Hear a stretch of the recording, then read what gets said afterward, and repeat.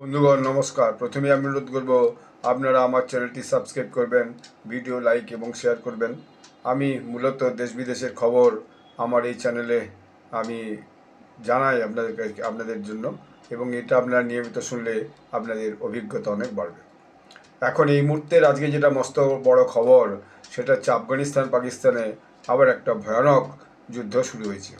এই জন্য বলছি ভয়ানক যুদ্ধ শুরু হয়েছে, কারণ আজকের এই মুহূর্তে সকাল থেকে যে নিউজগুলো আসছে বিভিন্ন, যে গতকাল রাতে পাকিস্তান আফগানিস্তানের যে কাবুল রাজধানী, সেই কাবুলের উপর একটা হসপিটালে বম বর্ষণ করেছে, এয়ার স্ট্রাইক যাকে বলে।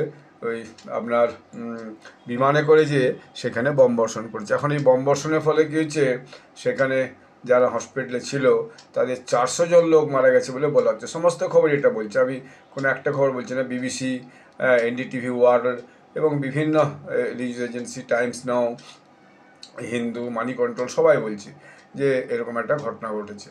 এখন এই যে হসপিটালটা ছিল, এটা মূলত একটা ড্রাগ রিহ্যাবিলিটেশন সেন্টার ছিল। তা যে সমস্ত মানুষ হচ্ছে যে ড্রাগ খেয়ে নেশাগ্রস্ত হয়ে যায়, তাদের যে ড্রাগ থেকে মুক্তি পাওয়ার জন্য যে রিহ্যাবিলিটেশন সেন্টার, রিহ্যাবিলিটেশন সেন্টার ছিল।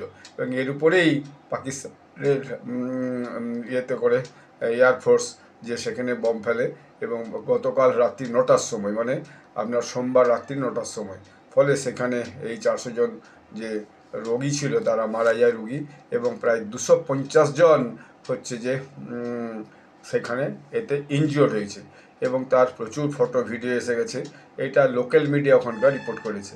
এবং এই যে পাকিস্তানি মিলিটারি রেজিম এই এয়ার স্ট্রাইকটা করেছে, এটা একটা খুবই দুর্ভাগ্যজনক ঘটনা। কারণ এখন ওই সব দেশেই, দুই দেশেই এখন একটা পবিত্র মাসের যে উৎসব, সেই উৎসব এবং তার পালন চলছে। সেই পালনের মধ্যে এরকম একটা ঘটনা ঘটলো, এইটা খুবই মারাত্মক ব্যাপার।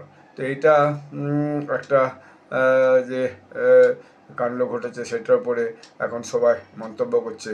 এখন ইয়ে আফগানিস্তানের যিনি নেতা, তিনি বলেছেন যেটা খুবই দুর্ভাগ্যপূর্ণ যে মৃত্যুটা 400 পর্যন্ত জাহাজ হয়েছে এবং 250 জন এখানে ইনজিওর্ড হয়েছে।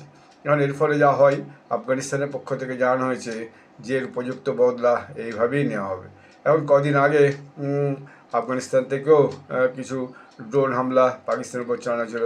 এটা বলা হচ্ছে পাকিস্তানের থেকে নাকি তারই বদলা।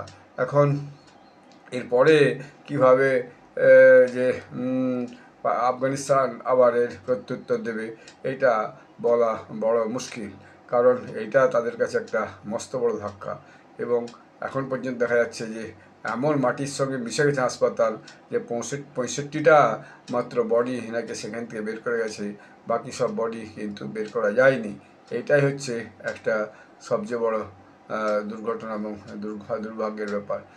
সে পুরো জায়গাটাতেই আগুন ধরে গেছিলো। এখন এর সবাই এর প্রতিবাদ জানাচ্ছে। ভারতের পক্ষেও এর প্রতিবাদ জানানো হয়েছে যে এটা ঠিক হয়নি। সম্মিলিত জাতিপুঞ্জেও প্রতিবাদ জানানো হয়েছে, এবং আরও অন্যান্য দেশ এইভাবে এরকম একটা হসপিটালের উপর বম বর্ষণের উপর এটা খুব আপত্তি জানিয়েছে। এবং আফগানিস্তানের পক্ষ থেকে বলেছে it's a crime against humanity, অর্থাৎ হাসপাতালে ভর্তি হয়েছে মনুষ্যত্বের উপরে একটা মস্ত বড় ক্রাইম।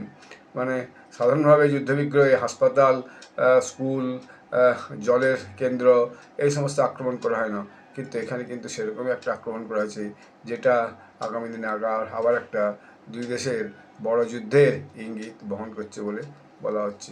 ধন্যবাদ।